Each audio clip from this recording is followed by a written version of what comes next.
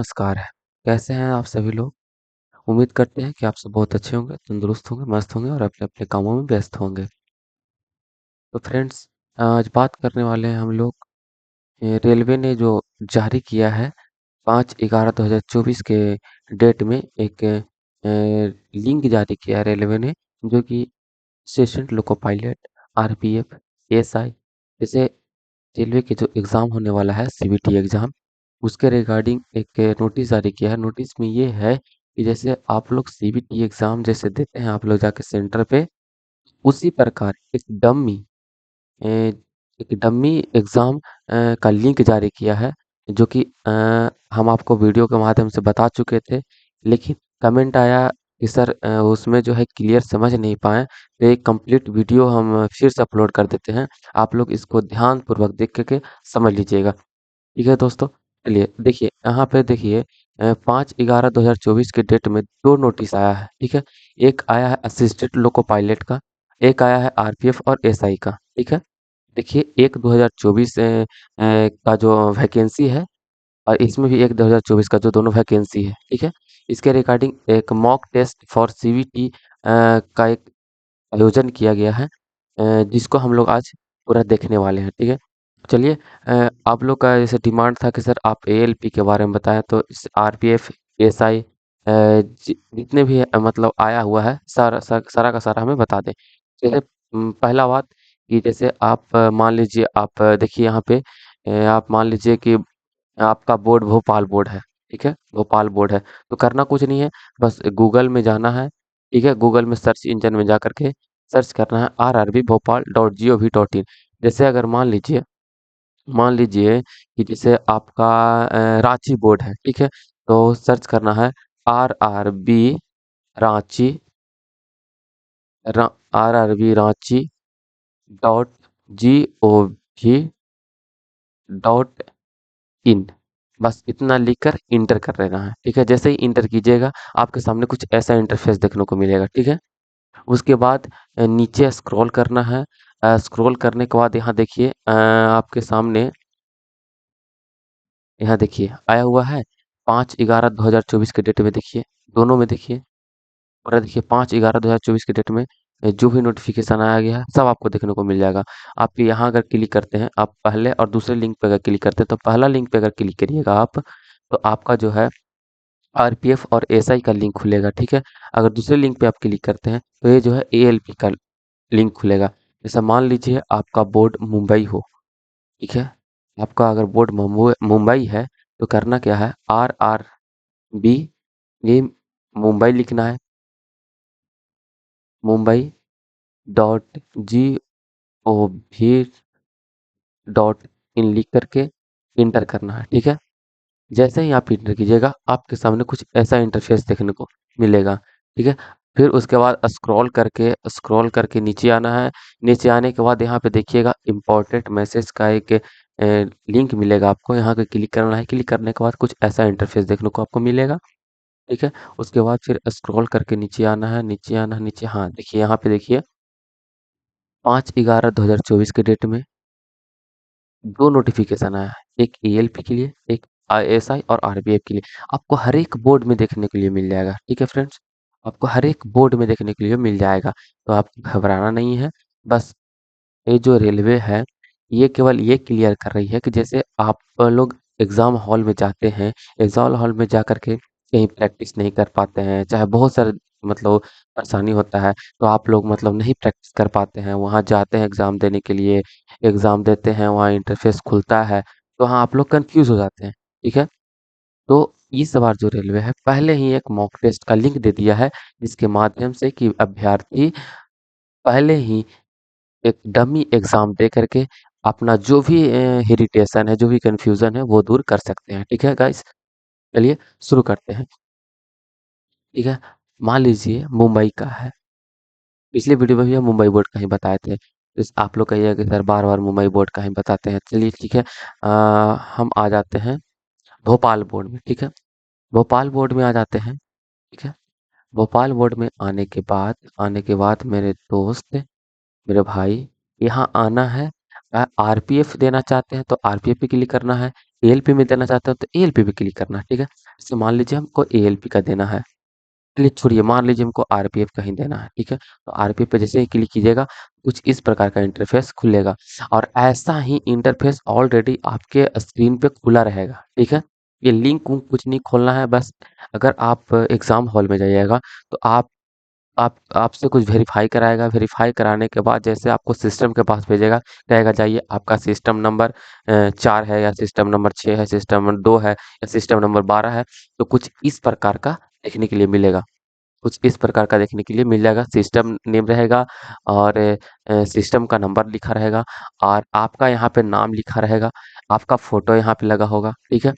और वहाँ पे जो यूज़र आईडी और पासवर्ड होगा, तो वहाँ पे एक कीबोर्ड भी होगा, लेकिन वो कीबोर्ड इसमें काम नहीं करेगा। आपका जो कीबोर्ड काम करने वाला है, आप यहाँ क्लिक कीजिएगा, आपको देखिएगा यहाँ पे कीबोर्ड का एक सिंबल दिया गया है। जैसे ही आप यहाँ पे क्लिक कीजिएगा, आपका पूरा कीबोर्ड फंक्शन यहाँ पे खुल कर आ जाएगा, ठीक है?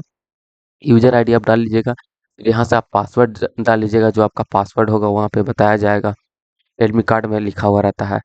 फिर साइन इन करना है, जैसे ही आप साइन इन कीजिएगा, तो उसके बाद कुछ इस प्रकार का इंटरफेस देखने के मिलेगा, देखिए खुल रहा है गाइस, देखिए यहाँ से खुल गया।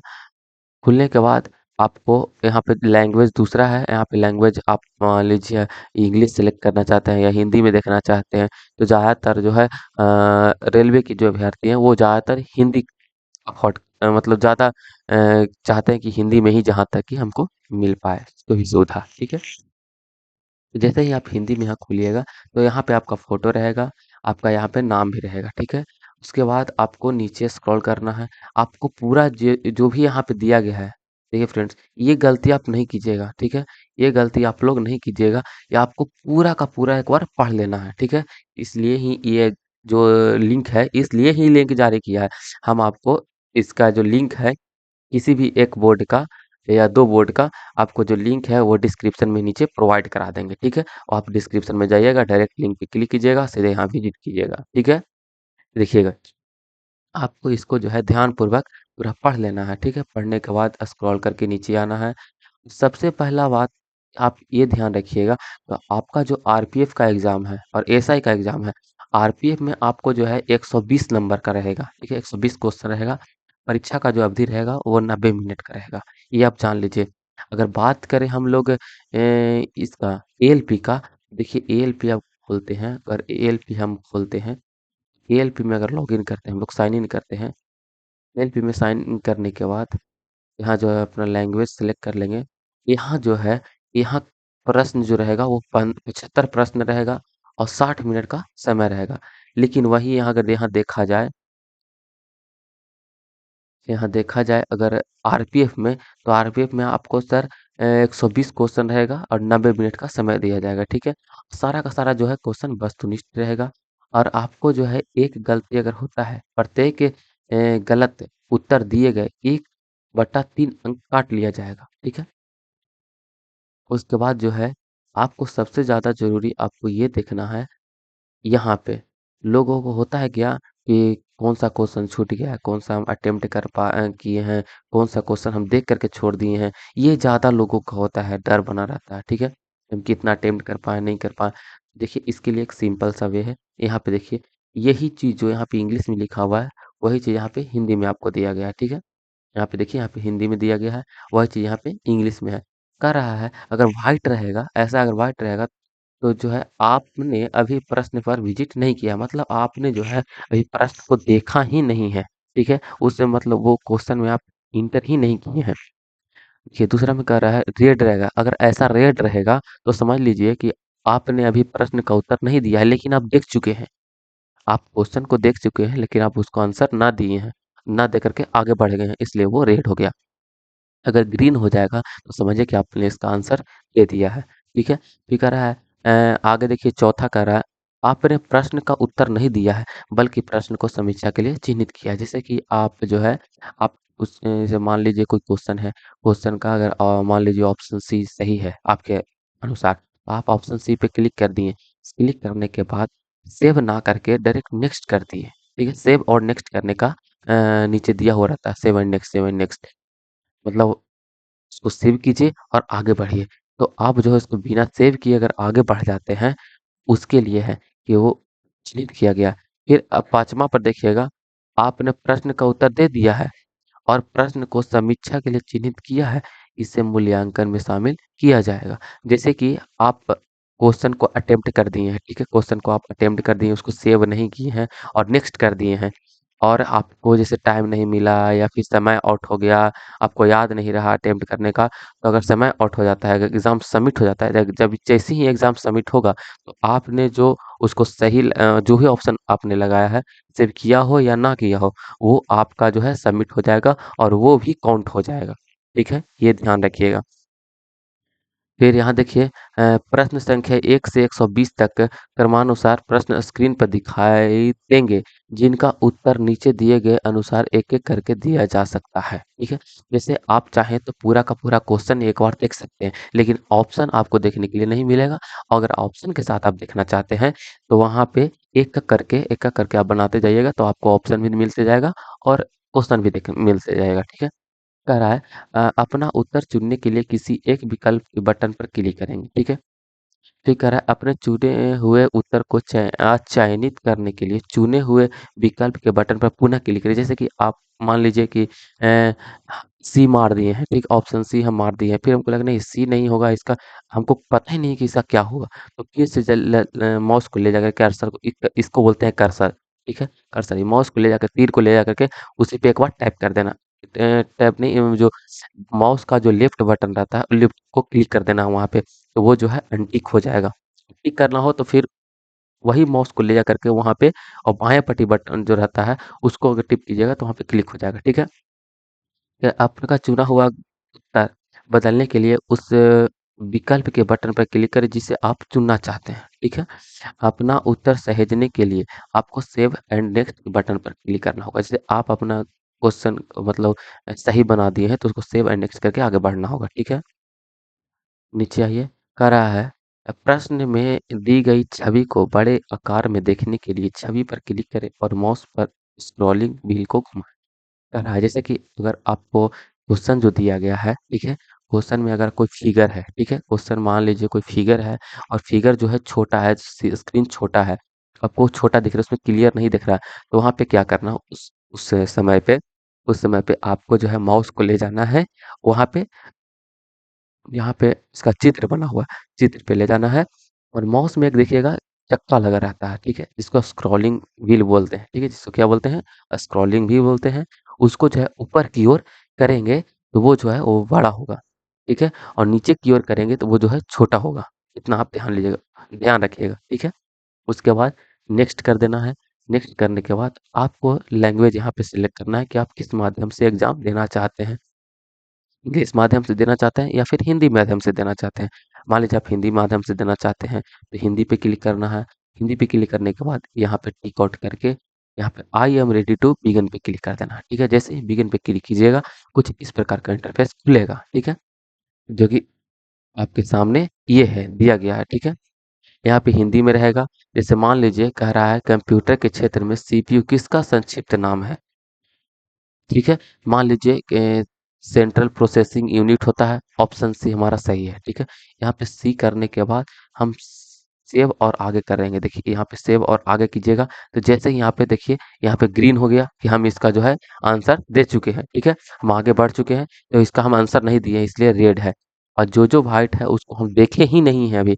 मान लीजिए इसका आंसर हम बी मार दिए, फिर हमको लगा कि नहीं इसका आंसर बी नहीं होगा, इसका आंसर हमको पता ही नहीं है।